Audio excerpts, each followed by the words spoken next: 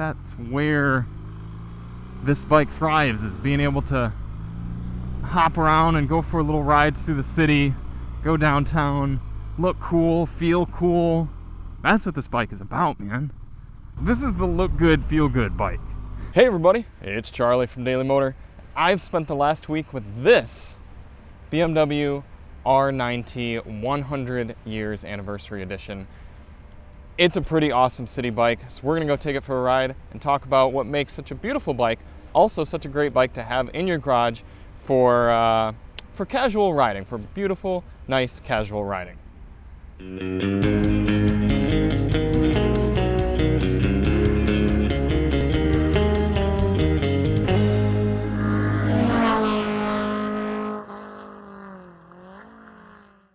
Now, I don't typically do a ton of B-roll or kind of iPhone footage here for motorcycles, but this thing is just such a gorgeous bike, and it's the appearance and the aesthetic and the general vibe of the machine that justifies the fairly steep $20,000 asking price for this motorcycle. Like I said, this is the top dog BMW R nineT, so it's sporting all of these beautiful aesthetic options, the 719 option packages all over the bike, and I've gotten so many compliments on it. I have thought it's absolutely beautiful my whole time riding it, and not only is it a piece of motorcycle art, but it also is a fantastic platform to spend time on.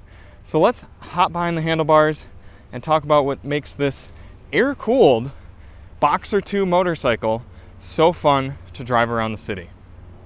The BMW R nineT lineup can be a bit overwhelming if you've just started looking into it. It's a bit confusing right off the bat because the normal R nineT is actually at the top of the lineup. Below that, you start off with the BMW R nineT Pure, which is the least expensive, about half the price of this bike, but gets you less sophisticated suspension, fewer electronic gizmos and aids, but still the very characteristic Boxer 2 air and oil cooled engine.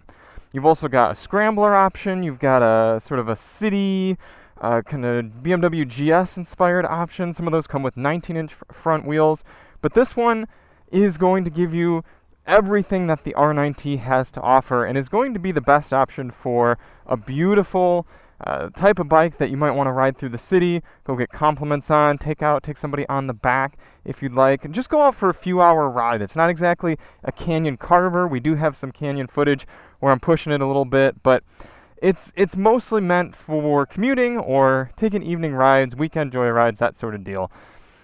One of the things I've always loved about the R nineT is the character of the bike. We'll see right here when we start it up, aside from all the aesthetic pieces that are beautiful, yes, but the engine has character, and that's not something you get oftentimes in the newer bike market, especially more of these luxury type bikes. A lot of the character is sort of engineered out of them, but not the case with this one. I also like the simple sweeping gauges. There's something about having an analog tachometer for me that's important when it comes to a manually shifted vehicle. I like having the quick visual look down and just see where I'm at, although you do kind of get used to just hearing with this bike when you need to shift. The whole thing rocks itself side to side because there's a piston there and a piston there and they're fighting against each other. I love that. It feels like you're really dealing with a living being here. Off we go. We've got electronic aids as you would want them, anti-lock brakes, stability control, traction control, cruise control, which is a big one for me. I like having that. And ABS is a big one for me too. I mean, there's something to be said for being able to ride a retro-y type of bike like this and still have safety features. Quick spec dump on the engine. We're dealing with just about a 1200cc Boxer 2, making 109 horsepower, right up about, if I remember correctly, about 7,500 RPM and 86 pound-feet of torque, around 6,000 RPM. Plenty of power in my book, just borderline too much. I don't think there's so much as too much horsepower for anyone. It's all about how you use it. But for me, the few times that I've brought this thing full throttle, a handful of times, but once you get full throttle right about max revs there, right in the peak power band, it pulls hard. It really does. And it's just about right there with just a hair under 500 foot-pound or 500-pound curb weight. It's plenty to get this bike up and moving. Starting off with a little highway portion. Being a naked bike, the positioning of the handlebars is nice. You lean into the wind just enough so that cruising here at about 70 miles per hour, I'm comfortable. I mean, yes, I'm being blasted with the wind, but because it's unbroken wind, it's really not too loud. I recommend riding with earplugs anytime you're going to be riding for more than 40 minutes or so anyway. Yeah, the wind's starting to push me around some more, but again, you lean into it and it kind of off balances the wind to an extent. No problem pulling this thing up into triple digits. As naked bikes go, this would make a decent highway commuter. It's got the low-down torque that even when you're up in 6th gear and you need to get out and do some passing, you can certainly do so. It's small enough to be able to split lanes pretty well. You've got the cruise control. Yeah, would not mind spending time on this bike on the highway. And that's going to be a bit of a theme throughout this review is, yeah, you're paying for this R9T, especially in 100 years garb, which I should mention, I didn't even mention at the beginning. This is only one of 1,923 models being made. 1,923 of these being produced. Pretty limited edition, so you're definitely getting that aspect as well, that exclusivity with this one. That's what you're paying for. But you're paying a little bit higher price for this bike, but you're getting a lot in return. You're getting all the features you're going to want, and a good amount of comfort, and a good amount of competency and advanced suspension. So you're not going to hear a ton of cons from me on this motorcycle. I mean, it's getting up into one of those no compromise situations. And what I've appreciated about riding it around is it's pure, no pun intended with the R19 model, it's pure to what motorcycling is about. Feeling an engine, feeling the wind, hearing the sounds. Any of my complaints are few. The one of them is the clutch. It's fairly heavy to twist this big motor around, and even on the closest clutch setting, these are adjustable levers here for the brake and the clutch, even on the closest setting, I'm having to reach fairly far away, and the first few days I actually found my wrists being sore after riding this thing around for a few hours. So it's a heavy clutch, and you got to pull way out to do it. Some of you who like to just do 2-finger clutching, you might find yourself switching over to using 4 pretty regularly because you kind of need all the muscle from your hands. This is what I kind of wanted to seek out in this review, is a bit of an urban-y area, because I think that's where this bike thrives, is being able to hop around and go for little rides through the city, go downtown, look cool, feel cool. Yeah, that's what this bike is about, man. BMW will sell you other bikes that are better at carving canyons or better at going off-road, going exploring. This is the look good, feel good bike.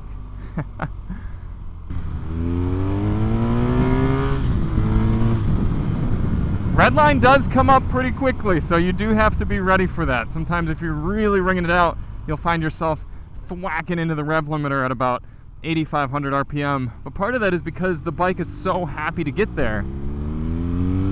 And it pulls so strong, and you're having such a good time listening to that. The R9T doesn't get upset by much, and that's good, because I do think this is a really good bike for people who might not be the most veteran or experienced motorcyclists.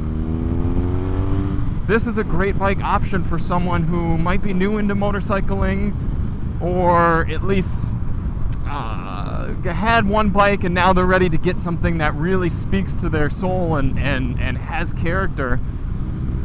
And it's got the aids and the general character of the bike to be approachable and to be usable by motorcyclists of maybe more novice abilities. A lot of riding through town and casual riding has yourself maybe needing to make a merge or a turn or a stop in a situation that you didn't exactly anticipate. So you might need to take off at lower gear or drop down a few. And being able to handle all that without being too thrown off is a strong suit of the R9T. Now, I'm not saying that this is a good bike for beginners. It is remarkably powerful, but you can help remedy that with this mode button here on the right.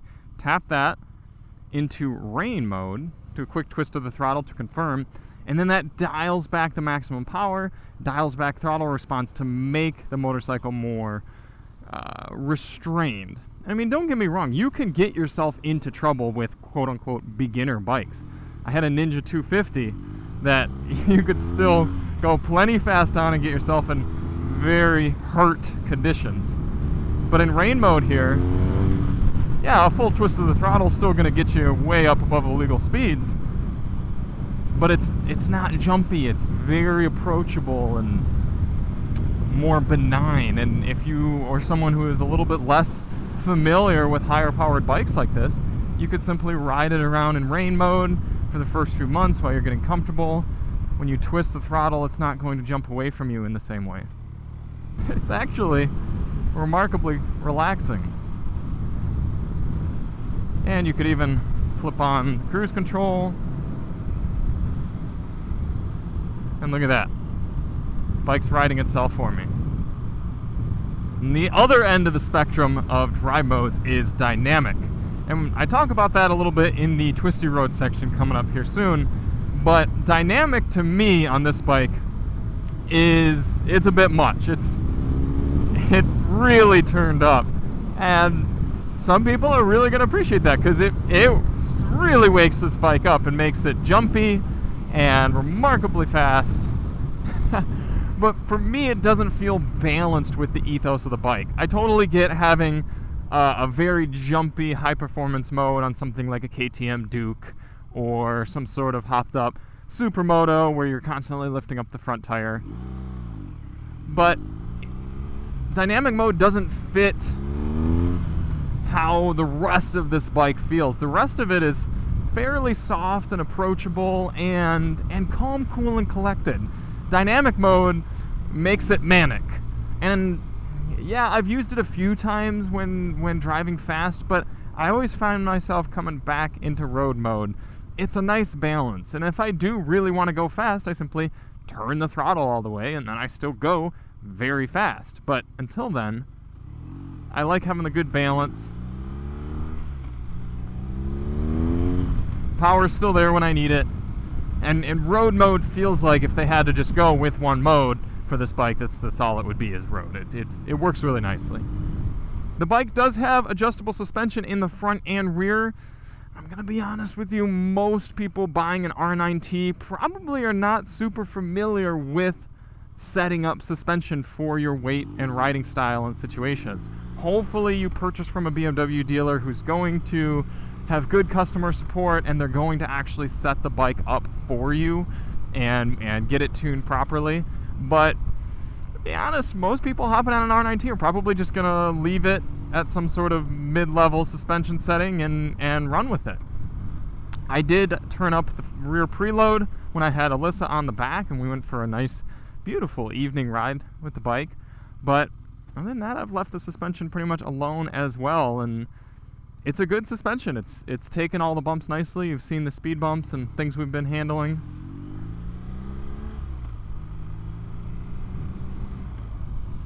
The brakes, absolutely fantastic. It's got anti-lock, so if I'm riding along here and someone were to all of a sudden be pulling out, I can slam on them. That's full tilt, and it brought me right to a stop. Don't have to worry about the tires locking up and sliding me out to the side or anything. We're pretty far from the canyons right now, so let's cut to some footage I shot yesterday cutting up some corners. Here we are getting the R9T out on some twisties. we've got the 3 different drive modes, the rain, road, and dynamic. And dynamic really does turn it up. It makes this bike remarkably snatchy. The throttle's quick. And I've used it a bit, but I've honestly been fine just running in road mode. There's a nicer progression in road mode where you can sort of lean on the throttle and then give it more and more twist. And if you give it full twist, then it's really scooting away. But if you're up in dynamic mode, which we'll go to here in a moment, you got to be a lot more careful with the twitchiness of the throttle. And dynamic doesn't really match the nature of this bike. To be honest, this isn't the bike I would choose if I were doing this sort of riding all the time. I mean, don't get me wrong, it's fun to open up the motor, listen to that noise, but the bike doesn't want to rotate quite as happily as something a little more designed for something like this. The riding position's good for it. You got just enough weight down on your hands to get you engaged. It's a very engaging riding position. Switch up into dynamic now. But it's something that more wants to just cruise the corners rather than really attack them. Which, when you consider how often you get stuck behind traffic, you know, it's not really a big deal to just want to cruise behind cars.